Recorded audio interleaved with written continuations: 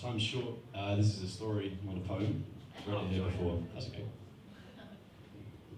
This is a story about France.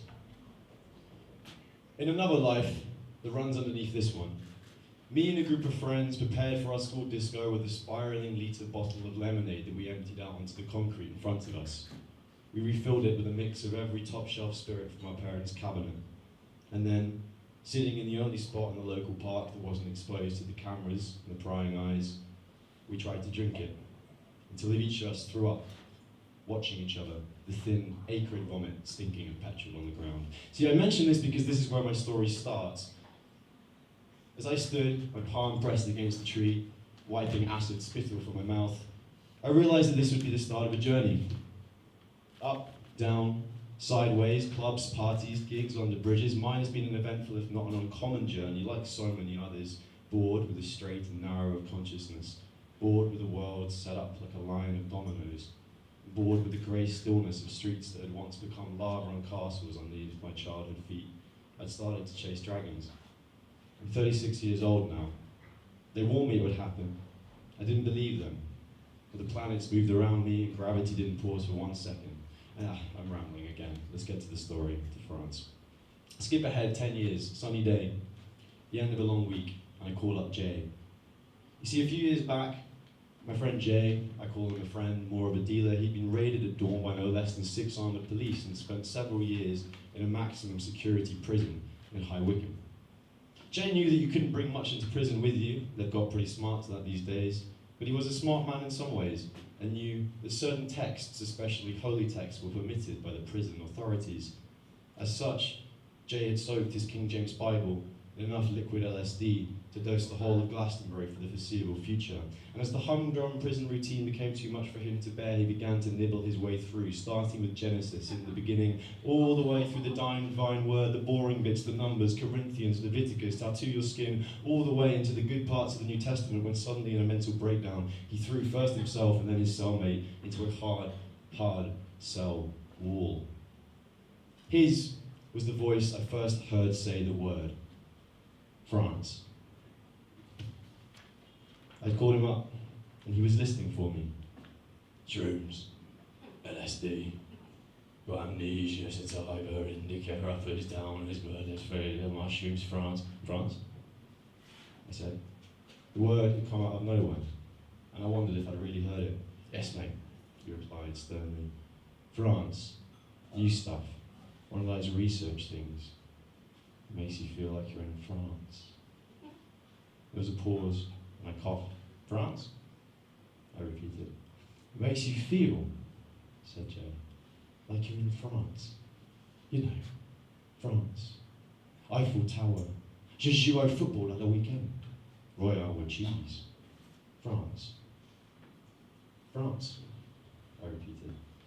Tell you what, came the voice over the phone. Don't expect to move much of it. I'll throw you in a bag for free. And so it goes. I found myself alone in my room 3 hours later with a bag of innocent white powder on which was written in crude marker pen, France. You see, Jay was wrong. France worked, and not just for me, but for others too. It set the London sky on fire. Let's be dead clear. You took this stuff intranasally, rectally, orally, anally, whichever way took your fancy. I said anally twice there, which is an interesting Freudian slip. But let's be dead clear. You took this stuff and you felt a sensation. A sensation you could only describe as inexplicably French. It was a serene, a warm sensation, a hot bath for the soul. When you closed your eyes and laid back, you could hear the melodic arpeggios of a jazz piano, and your nose would fill with the smell of baking bread, of red wine, of a Marseille street in the evening light, the soft light of candles, of chandeliers, the gentle buzz of passing people whose conversations had more import than any you had previously heard. No anxiety, no fear, no bad trips. You were in France. Except it wasn't really France. It was the France you find in films, a mythical place, half real and half dream. Woody Allen found it in Midnight in Paris, the Roaring Twenties, Hemingway, and the Movable Feast. The place that tourists all around the world go seeking and never quite find.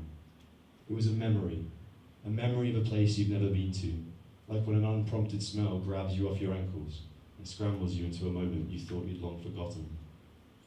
Things become normal quickly, and soon you'd arrive at parties to see a group of people smoking, ironic berets paunched jauntily on their heads, bags full of garlic, baguettes. It's not like these little accoutrements added much to the French experience, but people embraced it, and soon the baffled police were following trails of breadcrumbs to find rooms full of hardened junkies humming along to Edith Piaf. I've never had a worse come down. Brutal, short and punishing, a great invisible hand pushing you from the balcony of the well-welcoming perfect place that you'd be taken to the dirty, carpeted floor of a London you had ate to forget. All addicts are addicts. France was no exception. And I'd hear people talk about how they were going to save up, buy a one-way ticket to Bordeaux. I never heard anyone actually go. Misery followed France like a shadow. The Germans call it Sehnsucht, and me, I call it escapism. And that's what it tasted like when people sobered up to find themselves in a country that started to feel to me like a scratch record, repeating itself ad nauseum for months, years, decades, the needle skipping, and no one there to change the track. Sometimes, when I lie in bed at night, my body coated in sweat, my heart still keeping the rhythm of the piano, my mind twitching, I swear I can smell the smell of baking bread and a place I've never been. France. Thank you.